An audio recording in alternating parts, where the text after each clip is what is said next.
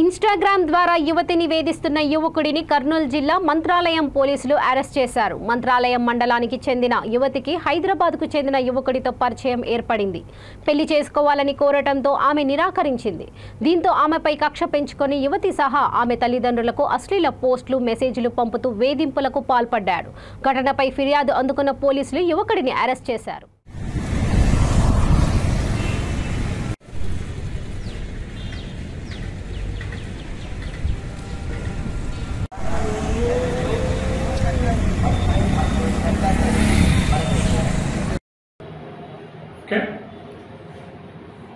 అందరికీ నమస్తే.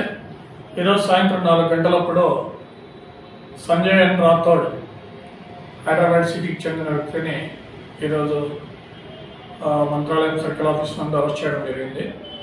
దీనికి మాధవరం తాండాకు చెందిన ఒక యువతిని ఇన్స్టాగ్రామ్ అకౌంట్ ద్వారా వేధిస్తున్నందుకు,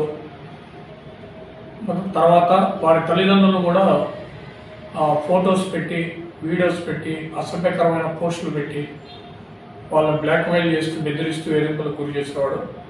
దీనికి చందానగర్ హైదరాబాదు మరియు మాధవరం తాండాకి చెందిన కొందరు వ్యక్తులు వారి సెల్ ఫోన్లలో ఇన్స్టాగ్రామ్ అకౌంట్లు ఓపెన్ చేయడం, దానికి ఫాలోవర్స్ చేయడం వల్ల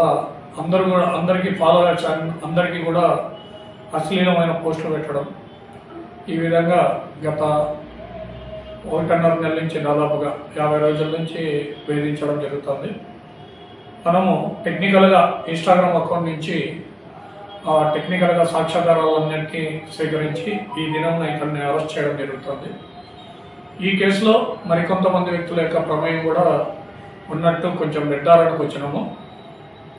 పూర్తి టెక్నికల్ సాక్ష్యాధారాలను సేకరించిన తర్వాత ఈ కేసులో ఎవరెవరికైతే సంబంధం ఉందో ప్రతి ఒక్కరిని కూడా రిమాండ్కి పంపించడం జరుగుతుంది. ఎవరైనా ఇన్స్టాగ్రామ్ కానీ, ఫేస్బుక్ కానీ, ట్విట్టర్ మొదలైన సోషల్ మీడియా ప్లాట్ఫామ్స్ ద్వారా అమ్మాయిలను వేధిస్తే వారిపైన కఠినమైన చర్యలు తీసుకుంటామని ప్రతి ఒక్కరిని కూడా హెచ్చరించడం జరుగుతుంది. ఎవరైనా తప్పుడు మెసేజ్లు రిసీవ్ చేసుకొని వాటిని నిర్ధారణ చేసుకోకుండా కన్ఫర్మ్